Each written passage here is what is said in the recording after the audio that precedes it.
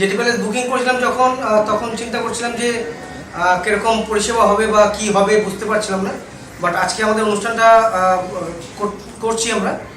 তো এত সুন্দর অ্যারেঞ্জমেন্ট দেখে আমাদের সত্যি খুব ভালো লাগছে যে আমাদের এই লোকালিটির মধ্যে এরকম একটা ব্যাংকোয়েট জেটি প্যালেস এত ভালো যেটা আমরা ভাবতে পারছি না, বা কেউ না এলে বুঝতে পারবে না যে এখানে ফিলিংসটা কত ভালো।